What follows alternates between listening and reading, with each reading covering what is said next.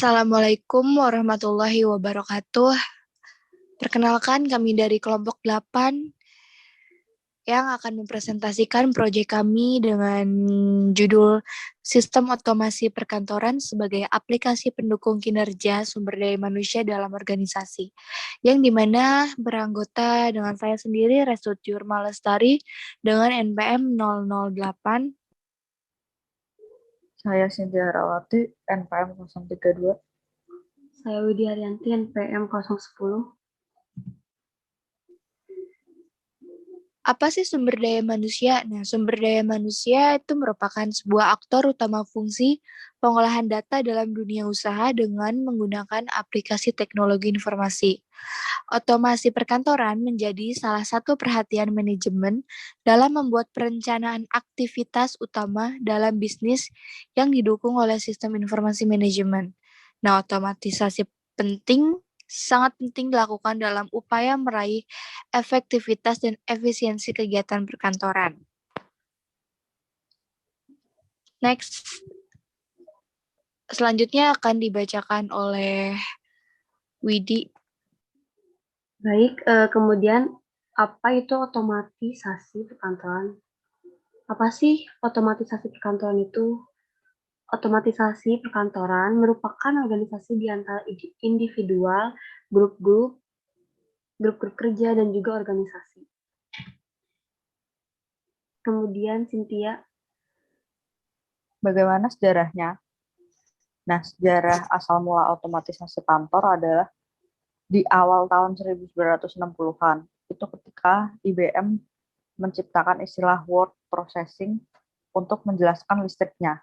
Bukti nyata pada tahun 1964, IBM memasarkan mesin yang disebut magnetic tape atau selection typewriter atau MTST, yaitu mesin ketik yang dapat mengetik kata-kata yang telah direkam dalam pita magnetik secara otomatis. Nah, selanjutnya akan dilanjut oleh Rere.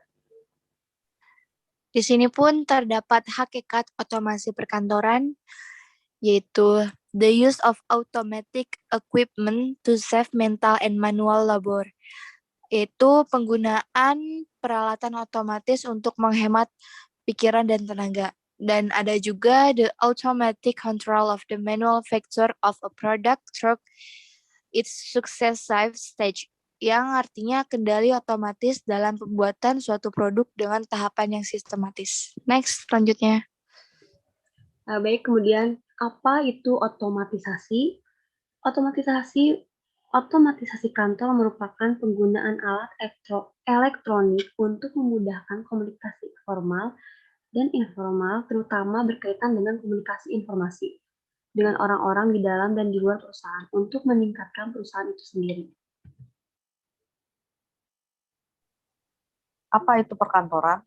Nah, perkantoran itu merupakan kegiatan yang berhubungan dengan pelayanan atau servis dalam perolehan, pencatatan, penyimpanan, penganalisaan, dan pengkomunikasian informasi.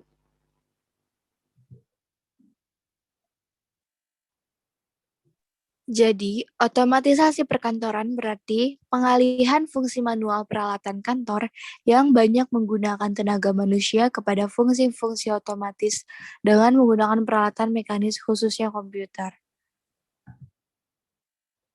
Kemudian ada juga jenis sistem otomatisasi perkantoran, yaitu sistem komunikasi, sistem kolaborasi elektronik, dan juga sistem publikasi.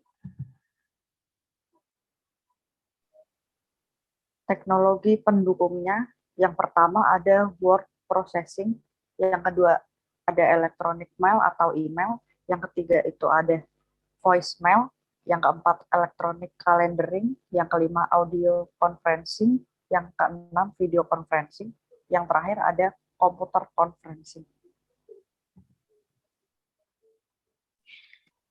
Nah, selain itu juga terdapat dampak otomatisasi perkantoran terhadap karyawan dan pekerjaan, yaitu yang pertama angkatan karyawan wanita, Kedua, karyawan profesional dan karyawan di bidang teknis. Ketiga, ada manajer serta administrator. Kemudian ada juga gambaran sistemnya. Otomatisasi kantor berpengaruh pada hal berikut, yaitu tenaga kerja, prosedur kerja, dan juga mesin-mesin kantor. Dilihat dari unsur-unsur yang mempengaruhi otomatisasi kerja, maka ada 3 unsur yang mempengaruhi otomatisasi kantor, yaitu pertama, tenaga kerja, kedua, prosedur kerja, dan yang ketiga, mesin-mesin kantor. Nah, berdasarkan uraian tersebut, dapat digambarkan modelnya sebagai berikut. Yang pertama ada tenaga kerja, prosedur kerja, mesin-mesin kantor, lalu yang di sebelahnya ada otomatisasi kantor, lalu efisiensi kerja. Itu cara kerjanya berputar seperti gambar di situ ya. Iya. Baik, mungkin cukup sekian dari kelompok kami. Kurang lebihnya mohon maaf. Wassalamualaikum warahmatullahi wabarakatuh.